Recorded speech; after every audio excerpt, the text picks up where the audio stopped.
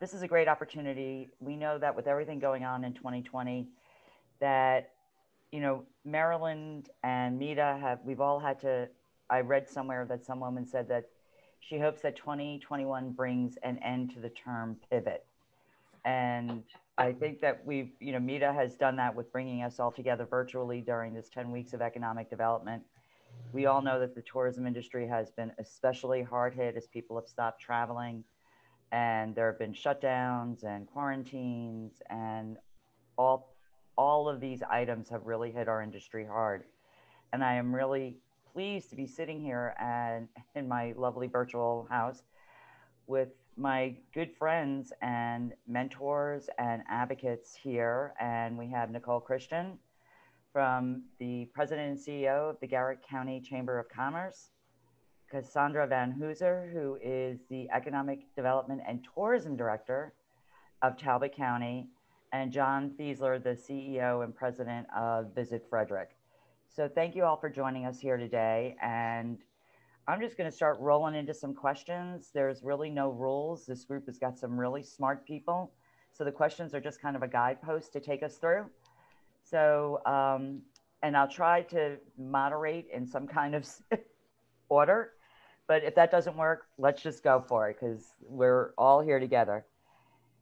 A lot of folks focus on, the negative of COVID, right? Because it's very negative. But throughout that, there's been innovation. There's been some collaborations that might not have happened. So I'm going to ask each of you what your successes have been with this. And with that, I'm going to go west to east on this one. So Nicole? Well, Garrett County has actually fared very well. And we're in the, as part of the westernmost part of the state, and then part of the Allegheny Mountain Range. We have a lot of wide open spaces and a lot of outdoor recreation. I mean, we're really an outdoor rec hub. So we've fared extremely well. I mean, just looking at our numbers for the first quarter of fiscal year 2021, so from July through September, I mean, we've seen a 19% increase. And for the past 10 years, our numbers have been increasing every year. So this is big. But I think here what makes it most significant is that during our peak season, our summer season is our biggest season. And during that peak time, when we had more visitors here than we've ever had before, I'm really proud of the way our hospitality and tourism businesses really were ready for this big influx of visitors. And everybody all of our businesses here have implemented great safety procedures and protocols. And I think that that's been part of why we're seeing so much in the way of increases. And, a lot of our second homeowners have been here too, but our businesses have handled this really well. Now, I'm not saying that our businesses haven't been hurt by the pandemic. They certainly have. But Liz, to use your term, they pivoted very quickly, adapted to the new situation, new rules very well, and they've been able to serve the customers. And that's what is important. And by the way, Liz, you were using the term pivot long before the pandemic came along. So, but I think that, for Garrett County, because of our location, I mean, we can't say that it's just because we're a rural community that we did well. I mean, we saw a 48% increase in our lodging just through October. So it's more than us being just a rural community. We had to be able to adapt and handle the situation. And our businesses have performed admirably. Thank you, Nicole. John, how about you? I'd say one of the things I'm really proud of in our community in Frederick is the relationships that we already had in place before the pandemic hit. So throughout our industry, destination marketing, we're hearing people share the advice that, oh, you need to get to know your economic developers or, your elected officials, or things that to us seem second nature. We already have a great group that meets regularly. During the pandemic, it's been weekly, that we call the Bagel Group, because many, many years ago, it started out meeting at a bagel shop. So it has that name, but it's the Helen Profiter with the County Office of Economic Development, Richard Griffin with the City of Frederick's Department of Economic Development, Rick Weldon, President and CEO of the Chamber of Commerce, and Kara Norman, Downtown Frederick Partnership Executive Director. We didn't have to start from scratch there. We already were able to jump right into how do we work together to help our collective stakeholders. So that part was in place, and I think enabled us to really work somewhat seamlessly along with our elected officials. That's the other part of it, having the relationships and appreciation of our local governments who already realized, certainly in Nicole's case, they've always gotten that. We're fortunate, I think, as well, that they understand the importance of tourism as an industry to our community, and therefore things like getting County Executive Jan Gardner to direct some of the CARES Act money to us to enable us to do some marketing through the fall months. Those parts were already in place. We didn't have to go out, telling that story right from the beginning. The other thing I'd say I'm proud of is my own team. We opened up the Visitor Center at the end of June. We wanted to be back before the 4th of July weekend and sort of spreading the word that, hey, the front door is open, the community's open.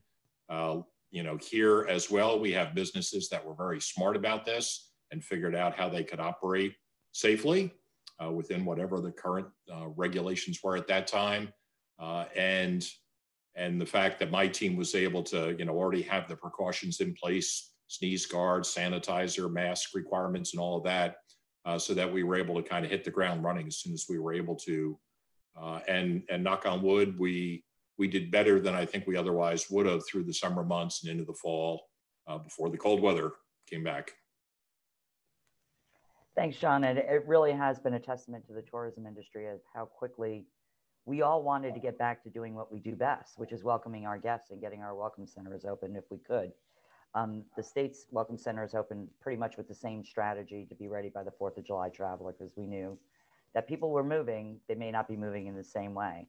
And Cassandra, so out in Talbot County, what about your successes out there? So I'm really proud of our businesses, like the others have said, being able to be innovative and forward thinking in their response to this. And that has just been so marvelous to watch. Also, early on, I am part of the Emergency Operations Center team always, for business and for communications. And we partnered with them early on to amplify our message to the business community and make it the exact same as our emergency team and our health officer was putting out. So we've really always worked together well on that. It's a tremendous opportunity to be part of the Emergency Operations Center. Everyone has a job, they know their job, they do their job. And we just integrated business into that. And we started a private sector call early in March where our businesses wanted to hear directly from the health officer. I could tell them what the health officer said. I could write press releases. I could communicate with them. And like John said, we already have those relationships, but they really wanted to hear directly from the health officer. We maintain to this day that call. We were doing it twice a week at the beginning, then we went to once a week. Now we do it every other week. And I call it the Cassie May Radio Hour because I program it like a radio show. And we always have the health officer. We always have the emergency services team. And then I bring in a business expert. We've talked about PPP. We've talked about EIDL.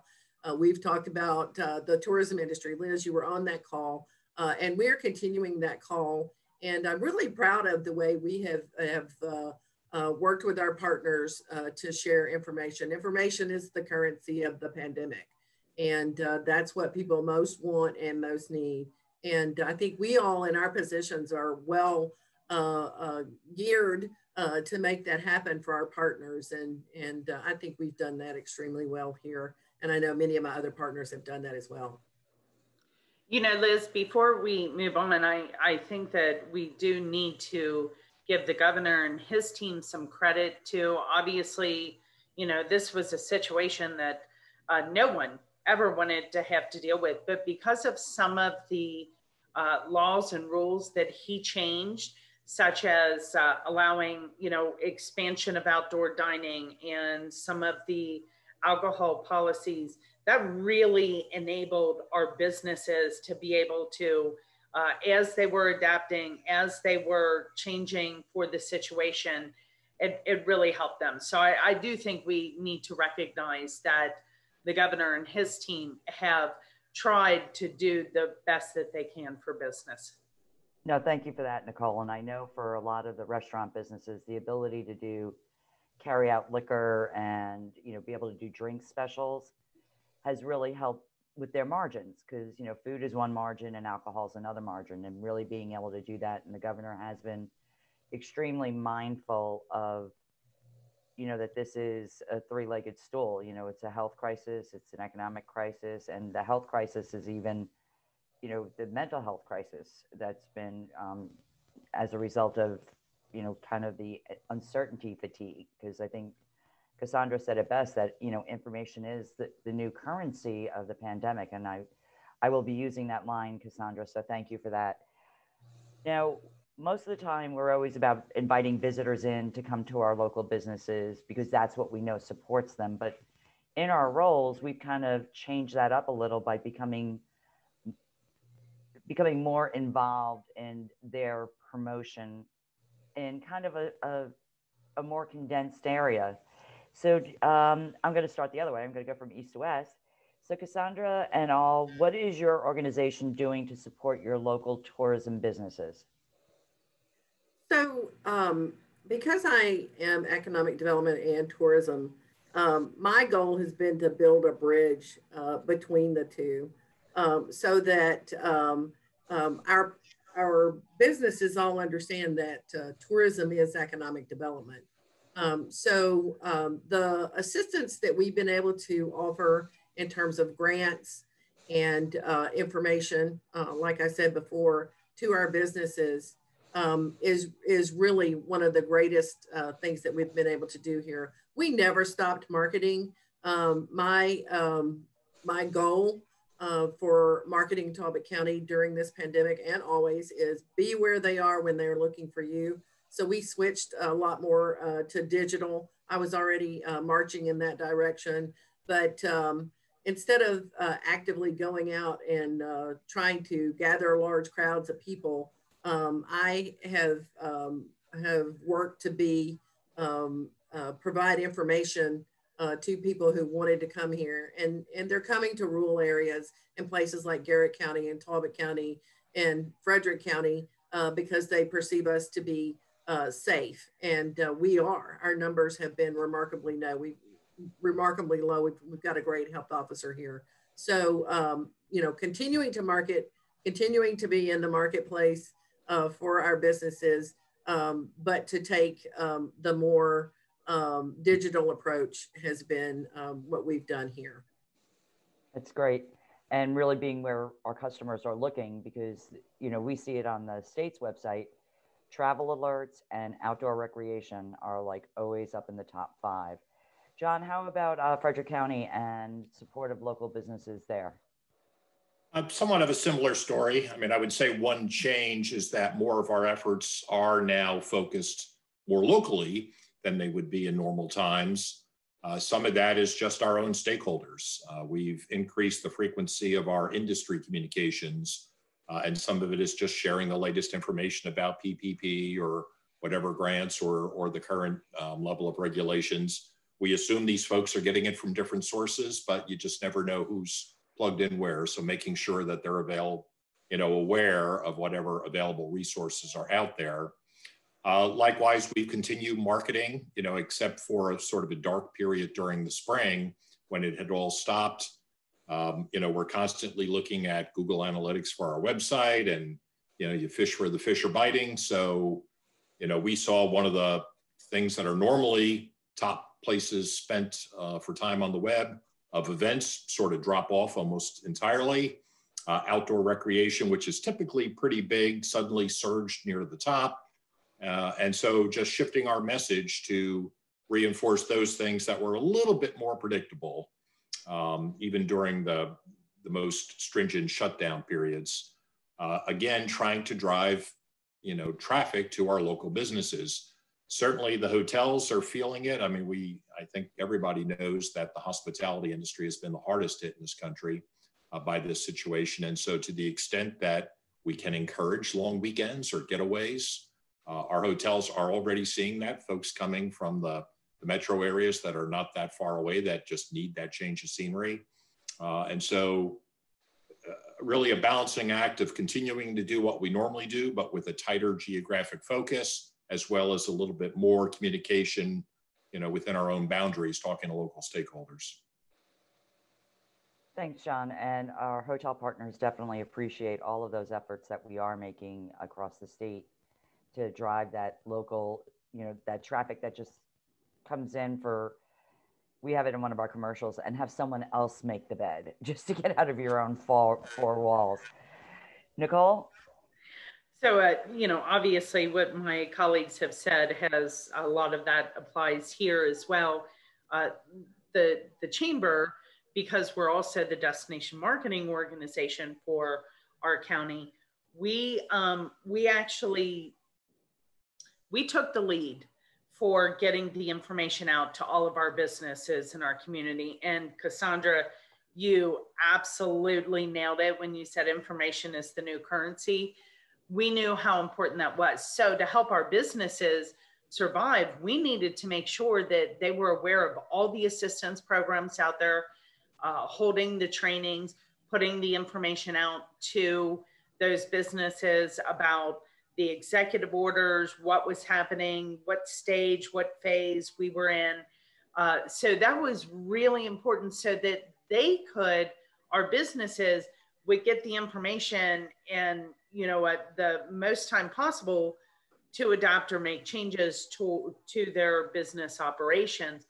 The other thing we did, though, is we actually never stopped advertising. We changed our message, and we did it very quickly. So we slowed down some of our advertising in April, which is normally when we're gearing up the big machine for, our big summer season. But because our community, our county is a 4-season vacation destination, we just adapted our message, and we really focused on, we listened to a lot of the different experts out there, and especially the travel forecasters, and listened to what they were saying, and we changed our message. So we pivoted, Liz, and started in April with start thinking of when quarantine ends. So, plan your post-quarantine vacation kind of thing, and really trying to make sure that our destination was at the forefront of our visitors' minds when they did, and people got tired of being locked down very quickly. So, we wanted to make sure that as that lockdown fatigue set in, that they were looking to our community as an escape. And Cassandra is absolutely correct on this, that when travelers started looking for those destinations, they were looking for the areas like Talbot and Frederick and Garrett County to get away from the big crowds. So we started with those messages. Then we did a huge relaunch in June to get all of our tourism advertising started up again. And again, using the messages, changing our message to say, hey, we've implemented safety protocols and procedures, and you can come here and experience wide open spaces. And also a second message for some of the places that we're still in lockdown, but are our target markets. And we changed that message to be, when it's safe to travel again, we're ready to welcome you back. We've done this. So I think by being very proactive, that has helped us tremendously. But, you know, again, I go back to the fact that our businesses, you know, they had to implement these procedures so that they could survive. But it wasn't just their own survival. What they did was help our tourism industry to transform and to survive through this both health and economic crisis, which is key. I mean, tourism is such a huge part of our economy here. So I have to give a lot of credit to our businesses for what they did and our local leaders. I mean, we worked very closely with our health officer, with our county commissioners, with all the other lead organizations in the county to make sure that our businesses had the right information so that they could put the proper procedures in place. Thank you. And our business communities are so important, not only to our economic development, but to our community development, because those restaurants and bars and hotels are the places where we as locals go to do our celebrations. So making sure that we keep them viable and work with them to be viable throughout this time is definitely important, which brings me to the last question. So what would you like the economic development community to know about the future of the tourism industry? And is there anything in particular that you would like these folks and these organizations to take away from our conversation today? And I'm going to start with the guy in the middle, John. Well, I think, you know, in our case, in Frederick, our economic developers certainly already know this. And so I would say perhaps for other areas where those relationships are not as strong, it is important to realize that the same things that make a community a great place to visit also make it a great place to live and or to move your company. And we see that all the time, the very same things that we're promoting. There are certainly aspects, the property tax rate or the school system that we're not talking about in tourism, but an awful lot of it overlaps in terms of the amenities in the community, the great restaurants, the wineries, breweries, distilleries. Understanding that what's important to us to attract visitors is also important to the folks that are trying to, attract a company to relocate. Beyond that, I think all of us are certainly watching the traveler sentiment studies, the analysis of hotel demand and rates, and just so that others understand that, the industry is still predicting it's going to be 2024 before hotel revenue returns to where it was in 2019. And that's a long stretch. And some of the last things to catch up are going to be the business travel segment, the government traveler, and just because rate goes down a lot faster than it comes back up, all these folks are going to need our continued help, even after the vaccine is, been available for everybody and life is somewhat returning to normal. We're going to have these segments that are still going to need some TLC. No, and the other part of that is, what are those tax revenues that aren't coming in? Because rate, most of our hotel taxes are based on a percentage of the rate. So we want to get those coming back in because we need those dollars for our communities. Nicole? Well said, John. Absolutely. And I think what people need to understand too is that we have, I think when you look at pre-pandemic and how our communities are dealing with these crises and also where we're going to be after this is over, I think one of the most telling aspects is how well our communities, our government officials, our business leaders, our other local leaders have all pulled together. And, you know, when you're talking about economic development, you need to make sure you have a cohesive community that can work together to continue to help businesses expand, to help businesses grow, to bring in new business, but more than that, to help businesses survive. And I have to say, I'm really proud of our community for the way they have pulled together to do that. And, you know, I think that economic development is forever changed after this. And at some point, we'll go back to some normality of what it was pre-pandemic. But, you know, our communities are forever changed. Therefore, economic development is forever changed.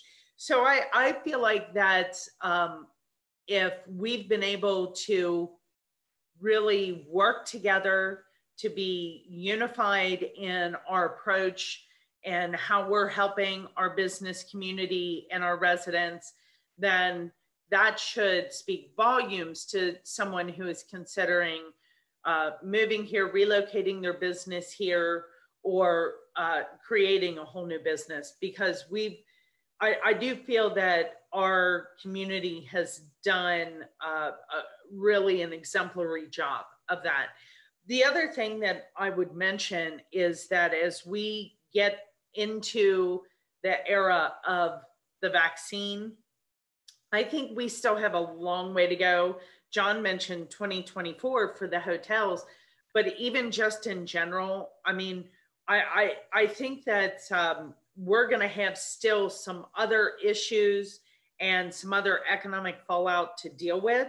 And what's great is that I can talk with my colleagues, with John and with Cassandra and with MEDA and with the Office of Tourism, and work through some of these issues together.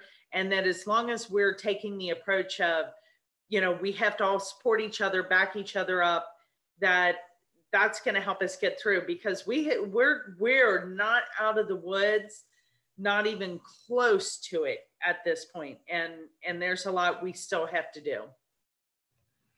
Thanks, Nicole. And as the Maryland Office of Tourism is a part and an integral part of the Department of Commerce, and I did want to give a shout out to Secretary Schultz, because she's just been a supporter of our industry and is always, you know, raising her hand and saying we need to make sure that the tourism industry is part of this conversation.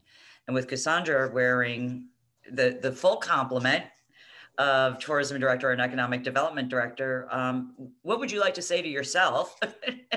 But what is the message that you'd really like to give to other economic developer heads or CEOs throughout the state?